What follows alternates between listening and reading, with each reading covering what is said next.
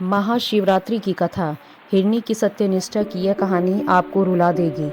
एक बार पार्वती ने भगवान शिव शंकर से पूछा, ऐसा कौन सा श्रेष्ठ तथा सरल व्रत पूजन है जिससे आपकी मृत्यु लोक के प्राणी आपकी कृपा सहज ही प्राप्त कर लेते हैं। उत्तर में शिवजी ने पार्वती को शिवरात्रि के व्रत का विधान बताकर यह कथा सुनाई। एक गांव में एक शिकारी रहता था। पशुओं की हत्या करके वह अपने परिवार को पालता था। वह एक साहूकार का ऋणी था, लेकिन उसका ऋण समय पर न चुका सका। क्रोधवश साहूकार ने शिकारी को शिव मठ में बंदी बना लिया और संयोग से उस दिन शिवरात्रि थी। शिकारी ध्यानमग्न होकर शिव मंदिर में धार्मिक बातें सुनता रहा। चतुर्दशी का उसने शिवरात्रि की कथा भी सुनी। संध्या होते ही साहूकार ने उसे अपने पास बुलाया और उसका ऋण चुकाने के विषय में बात की। शिकारी अगले दिन सारा ऋण चुका देने का वचन देकर बंधन से छूट गया। अपनी दिनचर्या की भांति वह जंगल में शिकार के लिए निकला, लेकिन दिन भर बंदी गृह में रहने के कारण भूख प्यास से व्याकुल था। शिकार करने के लिए वह एक तालाब के किनारे बेल वृक्ष पर पड़ाव डालकर बना बैठ गया। बेल वृक्ष के नीचे शिवलिंग था, जो बेल पत्रों से ढका हुआ था। शिकारी को उसका पता न चला। पड़ाव बनाते समय उसने जो टहनियां तोड़ी वह संयोग से शिवलिंग पर गिरी। इस प्रकार दिन भर भूखे प्यासे शिकारी का व्रत भी हो गया और शिवलिंग पर बेलपत्र भी चढ़ गए। एक पहर रात्रि बीत जाने पर एक गर्भिणी मृगी तालाब पर पानी पीने पहुंची। शिकारी ने धनुष पर तीर चढ़ाकर ज्यों ही प्रत्यंचा खींची। मृगी बोली, मैं गर्भिणी हूँ, शीघ्र ही प्रसव करूंगी। तुम एक साथ दो जीवों की हत्या करोगे, जो ठीक नहीं है। मैं अपने बच्चे को जन्म देकर जल्द ही तुम्हारे सामने प्रस्तुत हो जाऊंगी, तब तुम मुझे मार देना। शिकारी ने प्रत्यंचा ढीली कर दी और मृगी झाड़ियों में लुप्त हो गई। कुछ देर बाद एक मृगी उधर से निकली। शिकारी की प्रसन्नता का ठिकाना न रहा। समीप आने पर उसने धनुष पर फिर बाण चढ़ाया।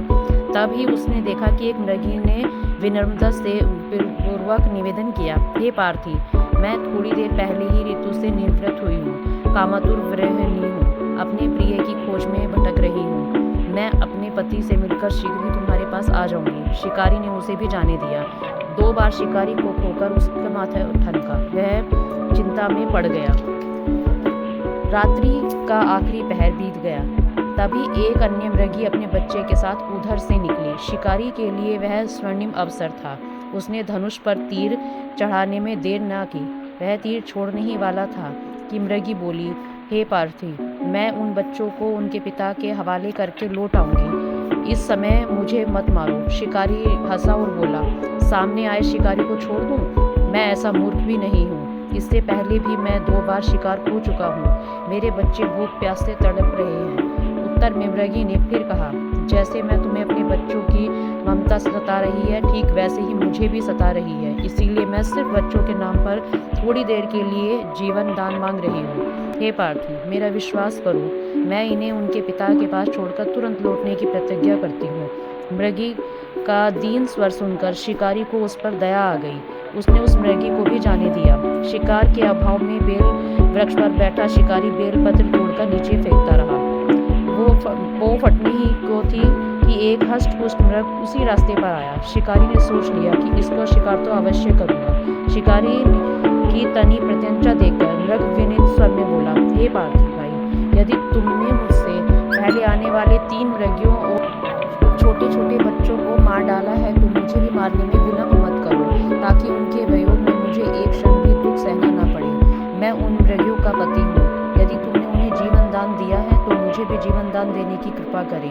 मैं उससे मिलकर तुम्हारे सामने उपस्थित हो जाऊंगा। मृग की बात सुनकर शिकारी के सामने पूरी रात का घटनाक्रम घूमने लगा।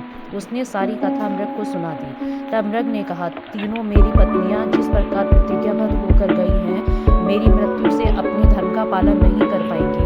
अतः जैसे तुमने उन्हें विश्वास पात्र मानकर छोड़ा है, वैसे ही मुझे भी जाने दो। मैं उनके सबके साथ तुम्हारे सामने शीघ्र ही उपस्थित हो जाऊंगा।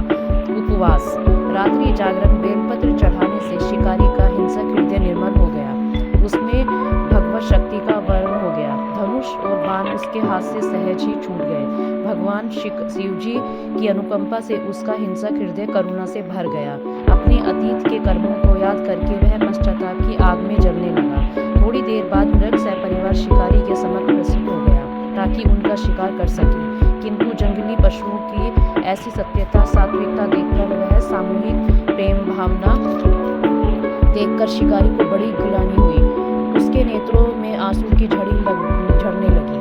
उस मृग परिवार को न मारकर शिकारी ने अपने कठोर हृदय को जीव हिंसा से हटा सदा के लिए कोमल एवं दयालु बना दिया। देवलोक से समस्त देव समाज भी इस घटना को देख रहा था। घटना की परिणति होते हुए देवी देवता ने पुष्प वर्षा की, तब शिकारी तथा मृग परिवार मोक्ष को प्राप्त हो गए।